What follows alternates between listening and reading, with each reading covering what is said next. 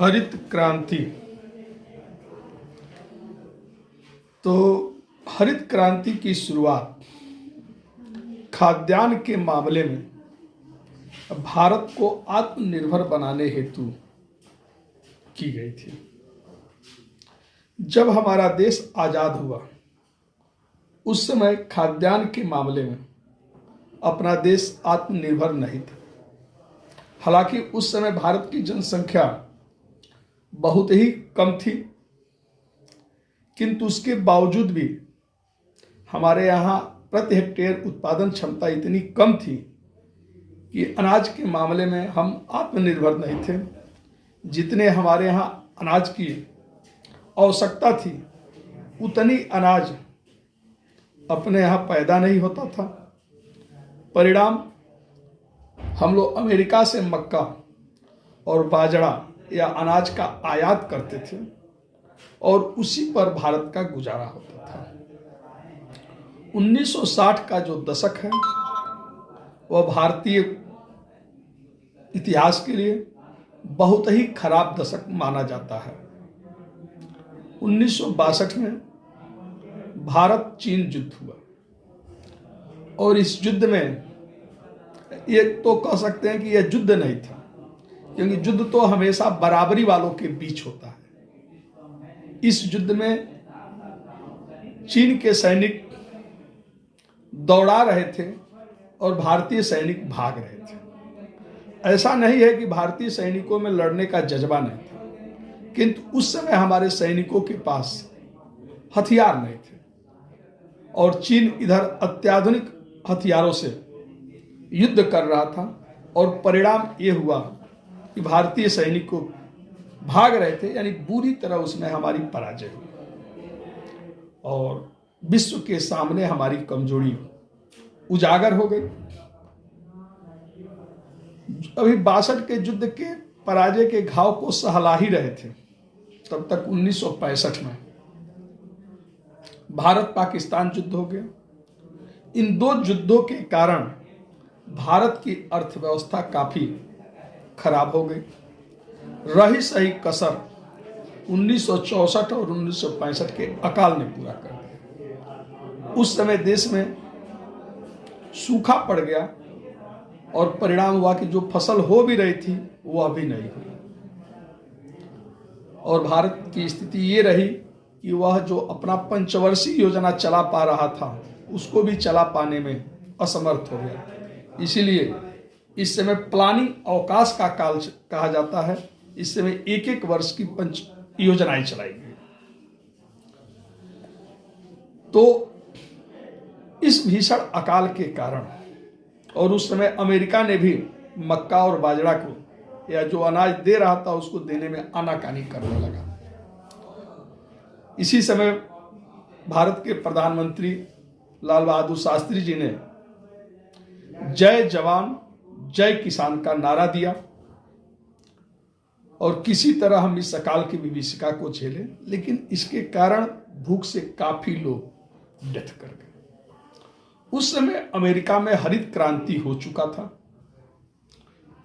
Mexico के एक कृषि इंजीनियर थे डॉक्टर ई नॉर्मन बोरलाग और इन्हीं के प्रयास से अमेरिका में हरित क्रांति की शुरुआत हो गई थी, जिसमें उन्नत किस्म के अधिक उपज देने वाले बीजों का प्रचलन हुआ, उर्वरकों का प्रयोग हुआ, सिंचाई के सुविधाओं का डेवलपमेंट हुआ और इन सभी का परिणाम यह हुआ कि अमेरिका में खाद्यान्न के उत्पादन में आशातीत वृद्धि हुई और वो नहीं चाहता था कि यह तकनीकी विश्व के किसी अन्य देशों में पहुंचे। लेकिन नॉर्मन ई बोरलाग जब भारत में इतने व्यापक लोगों में मृत्यु को देखे तो उनका हृदय द्रवित हो गया और उन्होंने भारत सरकार को सुझाव दिया कि यहाँ पर भी हरित क्रांति अगर शुरू किया जाए तो खाद्यान्न के उत्पादन में वृद्धि किया जा सकता है। लिहाजा उन्हीं के प्रेरणा से भारतीय कृषि इंजीनियर डॉक्टर MS स्वामीनाथन के नेतृत्व में हरित क्रांति की शुरुआत हुई और यह क्रांति 1966-67 ईस्वी में 66-67 ईस्वी में शुरू किया गया और इसमें खाद्यान्न के मामले में आशातीत वृद्धि हुई और भारत खाद्यान्न के मामले में आत्मनिर्भर देश बन गया। केवल आत्मनिर्भर देश ही नहीं बना, बल्कि इसी क्रांति का परिणाम है कि विश्व के सर्वाधिक खाद्यान्न उत्पादक देशों में भी भारत का शुमार होने लगा। इसमें उन्नत किस्म के बीजों का प्रयोग किया गया जिससे उत्पादन क्षमता में वृद्धि हो, उर्वरक साधनों का प्रयोग, सिंचाई की बेहतर सुविधाओं पर ध्यान दिया गया और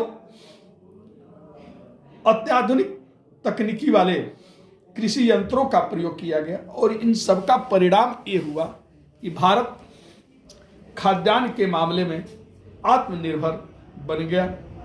तो हरित क्रांति, लेकिन हरित क्रांति का सभी फसलों पर समान प्रभाव नहीं पड़ा। सबसे ज्यादा इससे फायदा गेहूं और धान को मिला। इसके अलावा मक्का,